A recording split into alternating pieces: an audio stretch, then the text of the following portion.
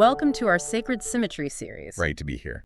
Last time, we took that huge journey through the whole Book of Mormon, finding that amazing grand chiasmus, with Christ's ministry in 3rd Nephi right at the center. Such a powerful structure. Absolutely. Today, we're zooming in, focusing on 1st Nephi. We're going to uncover a chiastic pattern there that's, well, it's really remarkable. And it tells us something so fundamental. Exactly. This isn't just about fancy writing. It sheds light on how God gives commandments. And honestly, I think it could change how you look at those tasks in your life that feel, well, impossible. It really could.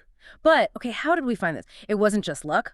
We wanted to be really sure. As you can see on the slide currently displayed, we actually used 6 different AI methodology groups to analyze 1st Nephi. Right. And the key thing here, the really compelling part, is when you have multiple, totally independent ways of looking at the text, and they all land on the exact same power, that tells you you're seeing something real, something authentic in the text itself, not just wishful thinking. So it's not just one interpretation. Not at all. And that is precisely what happened with our first big find today. It's in 1 Nephi chapter 3, verse 7. This structure stood out so clearly, with perfect agreement across all 6 methods. We started calling it the gold standard for validation at 1 Nephi. Gold standard, okay. But it's not just about the technical proof, right? You said it teaches us something. That's the most exciting part. It's what this pattern reveals about how God actually works with us, his children.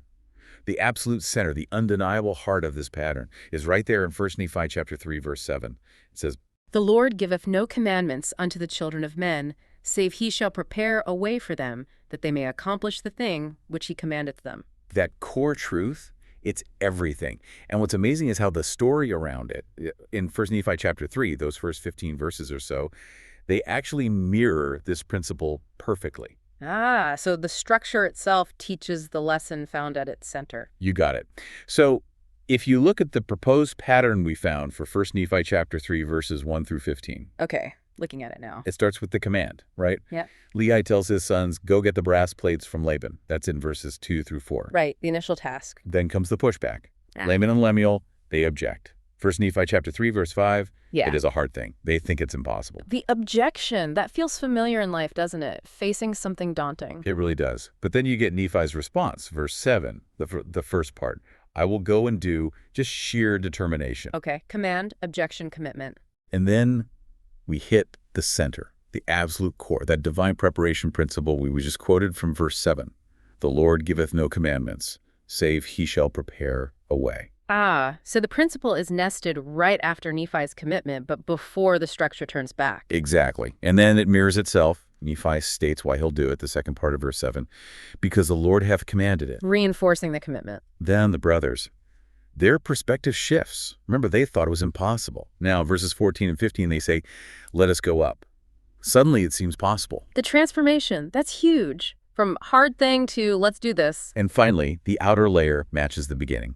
Lehi commanded them to get the plates, and eventually, as told in 1 Nephi chapters 4 and 5, they do get the plates. Command given, command fulfilled. Wow, so the whole narrative structure really hammers home that central point. God prepares the way. It illustrates it perfectly. God doesn't give impossible tasks without already having a solution, a path, prepared. And understanding that, really understanding it, can shift your heart from, I can't, to, okay, let's figure this out, let us go up. And you're saying this isn't just about Nephi, this is a pattern for everyone. We think so. It seems to be a universal way God interacts with anyone trying to follow him. The preparation precedes the commandment. So the practical takeaway for you, listening right now. Yeah, think about it. What feels like an impossible task God has asked of you, maybe in your family, your calling, your personal life. This pattern suggests he's already prepared the way. The challenge for us, maybe, is to find it, to look for it with faith. Right. Are we focusing too much on the hard thing, like Laman and Lemuel initially did? Or are we looking for the prepared path, like Nephi? It requires action, faith, looking beyond the obstacle. So you see, this isn't just, pretty words on an ancient page. It's a living template for how God operates. When you truly grasp that divine preparation comes first, it changes our whole approach to challenges, doesn't it? It really does. You start looking for the path instead of just staring at the mountain. Exactly. What an incredible principle to take away.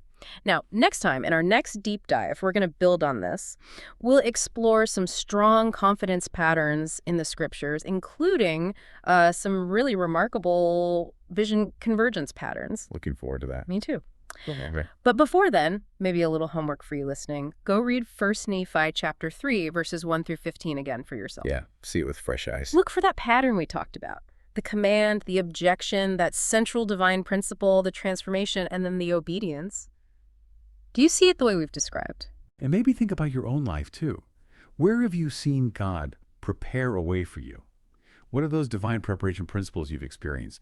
Test our analysis. What do you think? Did we get it right?